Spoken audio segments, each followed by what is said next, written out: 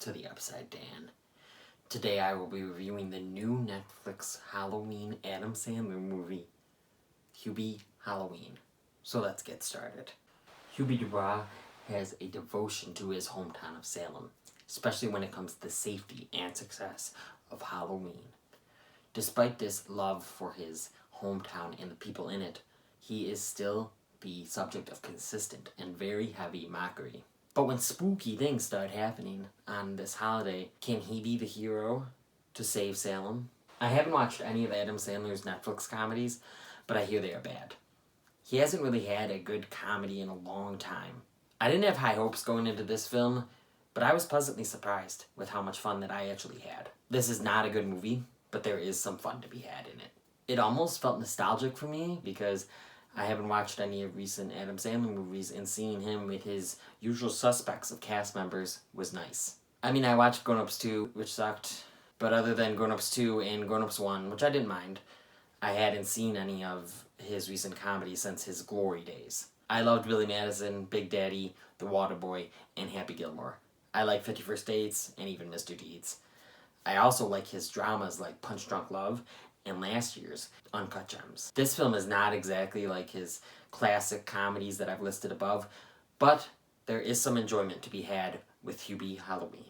Like I said, it's not a good movie. There's still his immature fart, poop, vomit, and boner humor that really missed the mark, but there's also humor that was good. I thought some good one-liners and actually some really funny scenes. But yeah, it's still a lot of the same old Adam Sandler stuff that you're probably used to in recent years. This has some good cameos in it with a good cast as well. Being a fan of Julie Bowen in Modern Family, I really liked seeing her here in her second team-up with Adam Sandler. She plays sort of a love interest named Violet Valentine, but she's good here, I thought, even though maybe a little bit unbelievable kind of chemistry between the two, but it was pretty good actually.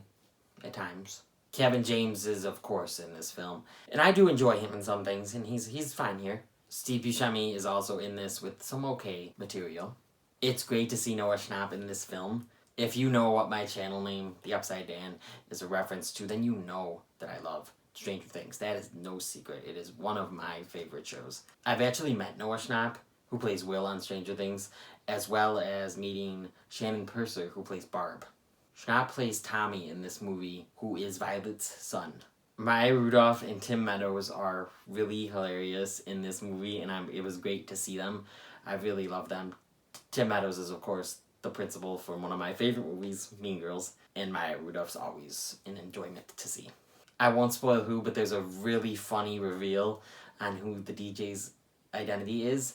It was a really funny scene, really. It led to a really good scene.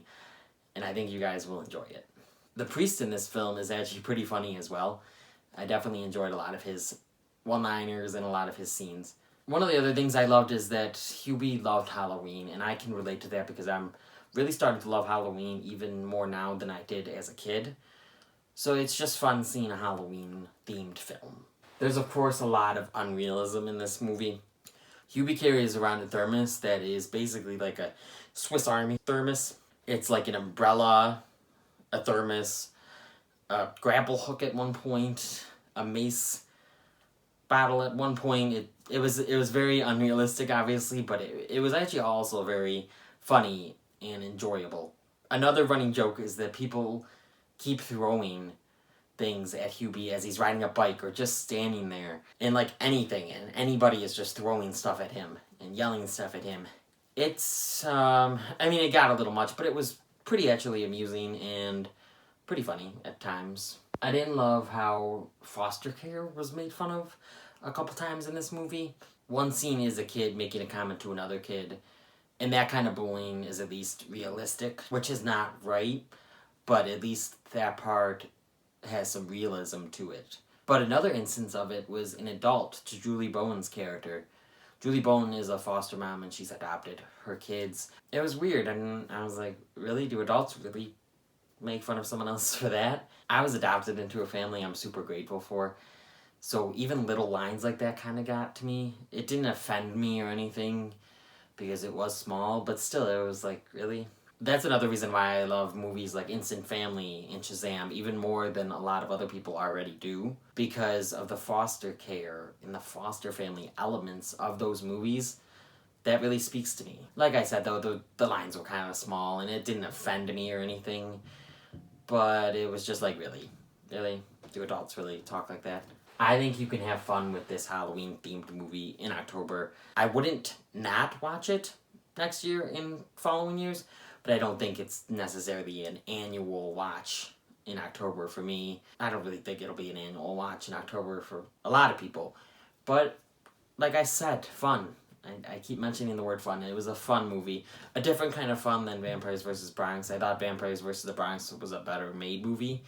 But both pretty fun watches. It was really fun, and I loved hearing Halloween songs, seeing all the Halloween costumes and Halloween decorations. Like I said, I love Halloween, and I liked that it was themed around the holiday. The plot wasn't too bad, even though there were some generic plot points in there.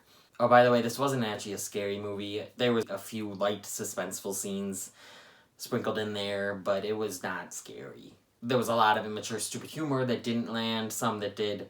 You could tell people had fun making this movie and weren't really worried about making a critically acclaimed film. It's an Adam Sandler Netflix comedy.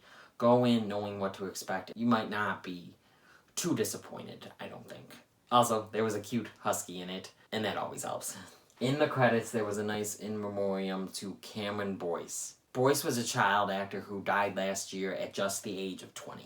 He was a little after my Disney Channel watching days, but he starred in the show Jessie and in the Descendant movies. But the reason he's in memoriam after an Adam Sandler movie is because he also played Adam Sandler's son in the Grown Ups films.